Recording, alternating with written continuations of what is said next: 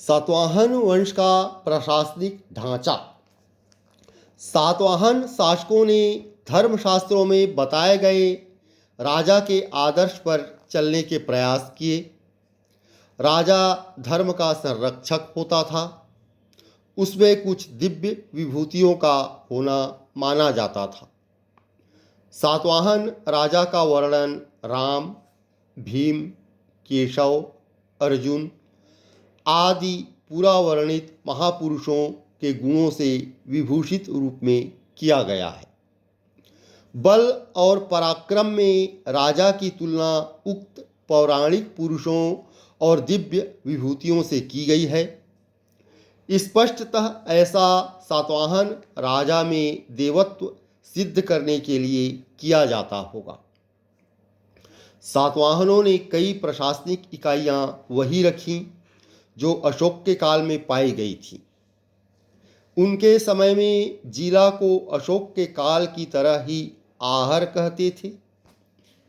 उनके अधिकारी मौर्य काल की तरह ही अमात्य और महामात्य कहलाते थे। परंतु सातवाहनों के प्रशासन में हम कुछ खास सैनिक और सामंतिक लक्षण पाते हैं। यह गौर करने की बात है कि सेनापति को प्रांत का शासनाध्यक्ष या गवर्नर बनाया जाता था। चूंकि दक्कन के कबायली लोगों का न तो पूरा हिंदूकरण हुआ था और न वे अपने को नए शासन के अनुकूल बना पाए थे, इसलिए उन्हें प्रबल सैनिक नियंत्रण में रखना आवश्यक था। ग्रामीण क्षेत्रों में प्रशासन का काम गौलमिक को सौंपा जाता था। गौलमिक एक सैनिक टुकड़ी का प्रधान होता था, जिसमें 9 रथ, 9 हाथी, 25 घोड़े और 45 पैदल सैनिक होते थे। गौलमिक को ग्रामीण क्षेत्रों में इसलिए रखा जाता था कि वे शांति व्यवस्था बनाए रख सकें। सातवाहन शासन में सैनिक लक्षण इससे भी प्रकट होता है कि उनके अभिलेखों में कटक और स्कंधावार शब्दों का खूब उल्लेख मिलता है। वे सैनिक शिविर और उपनिवेश होते थे जो तब तक प्रशासनिक केंद्र के रूप में काम करते थे जब तक वहां पर राजा स्वयं रहते। इस प्रकार सातवाहन शासन में दमन एक महत्वपूर्ण नीति रहा। सातवाहनों ने ब्राह्मणों और बौद्ध भिक्षुओं को कर मुक्त ग्राम दान देने की प्रथा आरंभ की। जो आबाद भूमि और ग्राम दान में दिए जाते थे, उन्हें राजपुरुषों और सैनिकों के और हर कोटि के राजकीय अधिकारियों के हस्तक्षेप से मुक्त घोषित कर दिया जाता था। अतः दान किए गए ऐसे क्षेत्र सातवाहन राज्य के भीतर छोटे छोटे स्वतंत्र द्वीप जैसे बन गए। संभवतः बौद्ध भिक्षु भी अपने निवास क्षेत्र के लोगों में शांति और सदाचरण के नियमों का पालन करने तथा राजसत्ता और सामाजिक व्यवस्था का आदर करने का उपदेश दिया करते थे। बेशक वर्ण व्यवस्था को सुदृढ़ बनाने में ब्राह्मणों की मदद मिली और इससे समाज में स्थिरता आई। सातवाहन राज्य में सामंतों की 3 श्रेणियां थीं। पहली श्रेणी का सामंत राजा कहलाता था और उसे सिक्का ढालने का अधिकार रहता था। द्वितीय श्रेणी का महाभोज कहलाता था और तृतीय श्रेणी का सेनापति।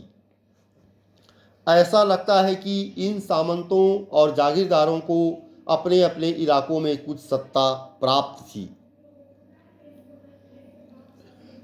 सातवाहन शासक ब्राह्मण होने का दावा करते हैं और ब्राह्मणवाद के विजयाभिमान का नेतृत्व करते हैं। आरंभ से ही राजाओं और रानियों ने अश्वमेध, वाजपेयी आदि वैदिक यज्ञ किए। वे कृष्ण, वासुदेव आदि जैसे बहुत से वैष्णव देवताओं के भी उपासक थे। यज्ञानुष्ठानों में ब्राह्मणों को उन्होंने प्रचुर दक्षिणा दी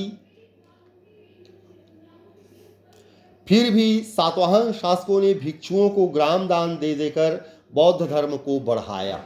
यद्यपि वे हिंदू धर्म को मानते थे, स्वयं को ब्राह्मण कहते थे, किंतु उन्होंने बौद्ध धर्म को पर्याप्त प्रोत्साहन दिया और सबसे ज़्यादा दान के उल्लेख भी बौद्ध धर्म को दिए जाने के मिलते हैं।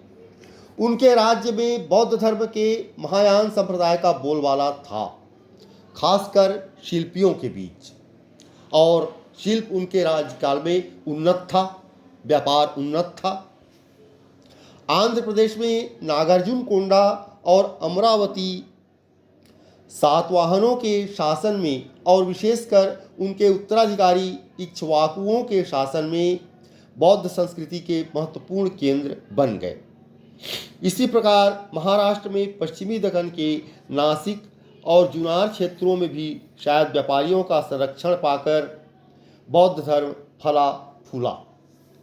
सातवाहन काल में पश्चिमोत्तर दक्कन या महाराष्ट्र में अत्यंत दक्षता और लगन के साथ ठोस चट्टानों को काट काट कर अनेक चैत्य और विहार बनाए गए।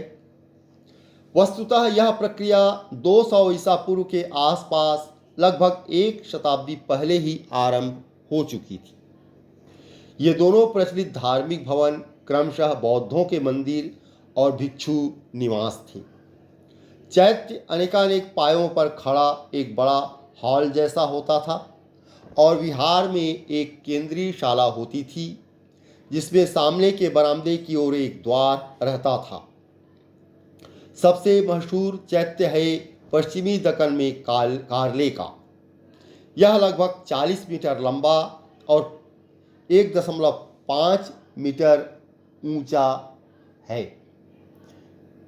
15 मीटर ऊंचा है। यह विशाल शिला वास्तुकला का एक परम भव्य उदाहरण है। विहार खुदाई में चैत्यों के पास मिले हैं। उनका उपयोग वर्षा काल में भिक्षुओं के निवास के लिए होता था। नासिक में 3 विहार हैं। चूंकि उनमें नाहपान और गौतमी पुत्र के अभिलेख हैं, इसलिए प्रतीत होता है कि ईसा की पहली दूसरी शताब्दियों के हैं। शिलाखंडी वास्तुकला आंध्र में कृष्णा गोदावरी क्षेत्र में भी पाई जाती है, परंतु यह क्षेत्र वस्तुतः स्वतंत्र बौद्ध संरचनाओं के लिए मशहूर है। ये संरचनाएं अधिकतर स्तूप के रूप में हैं। इनमें अमरावती और नागार्जुन कोंडा के स्तूप सबसे अधिक मशहूर हैं। स्तूप एक गोल स्तंभाकार ढांचा है जो बुद्ध के किसी अवशेष के ऊपर खड़ा किया जाता था। अमरावती स्तूप का निर्माण लगभग 200 ईसा पूर्व में आरंभ हुआ, किंतु ईसा की दूसरी सदी के उत्तरार्ध में आकर सर्वथा संपन्न हुआ। इसका गुंबज आधार के आर पार 53 मीटर है और इसकी ऊंचाई 33 मीटर मालूम होती है। अमरावती का स्तूप भित्ति प्रतिमाओं से भरा हुआ है, जिसमें बुद्ध के जीवन के विभिन्न दृश्य उकेरे गए हैं। नागार्जुन कोंडा सातवाहनों के उत्तराधिकारी इक्ष्वाकुओं के काल में अपने उत्तर की चोटी पर था। यहाँ न केवल बौद्ध स्मारक ही बल्कि सबसे पुराने ईंट के बने हिंदू मंदिर भी हैं। यहाँ लगभग 2 दर्जन विहार दिखाई देते हैं।